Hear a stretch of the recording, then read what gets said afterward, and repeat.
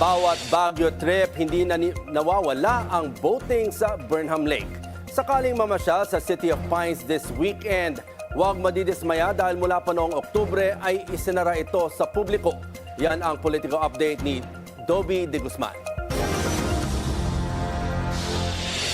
18 taon ding hindi nakapasyal sa Baguio si Sherna, Tubong Angeles City. Sa kanyang muling pamamasyal sa lungsod nitong Martes, ipaparanas daw sana niya sa anak ang boating sa Burnham Lake. Pero nanlumo dahil ang nadatnan ay tambak ng lupa at mga heavy equipment, kaya nagbike na lang ang anak. Nakakalungkot, hindi siya available. Kailan po ba siya kaya?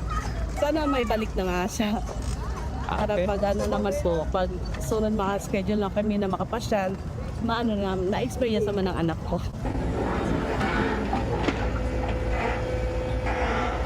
October 1, 2025, inumpisahan ang rehabilitasyon sa century-old Burnham Lake. Bahagi ng rehabilitasyon ang dredging at paglalagay ng slope protection.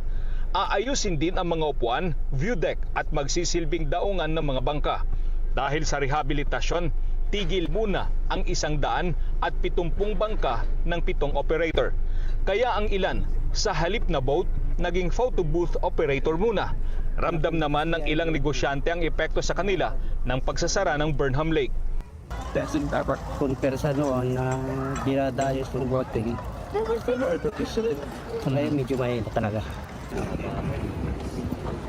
Kamakailan lang, nagsagawa ng inspection dito si Mayor Benjamin Magalong at Mark Lapid ng Cheza. Nung tinanong natin, kailan mo katatapos? Sabi nila, i-grade. Pero alam mo na, sabi ni Chairman Mark, sabi niya, I'm giving another one. Okay sa akin yan, pati patapos kayo ng Bay.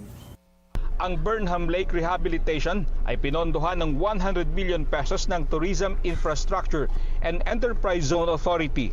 Aayusin din ng Children's Park, skating rink at Rose Garden. Sumatotal, 400 milyong piso ang laan sa kabuang redevelopment ng Burnham Park, kung saan tinatayang nasa 1.5 milyon na turista ang bumibisita kada taon.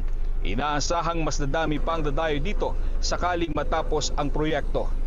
Moving forward sa ibang lugar, yung support na binibigay namin ngayon with DOTR and CAAP, we will be rehabilitating 10 domestic airports. So kami ang maging in charge dun sa rehabilitation ng mga domestic airports. And yung mga iba, tutulong din kami sa expansion ng runways. Ang mga proyektong ito ayon kay Lapid ay makakatulong sa pagbaba ng airfare at bandang huli ay makakatulong sa pagsigla ng domestic tourism ng bansa. Dobby De Guzman, Bilyonaryo News Channel, Baguio City.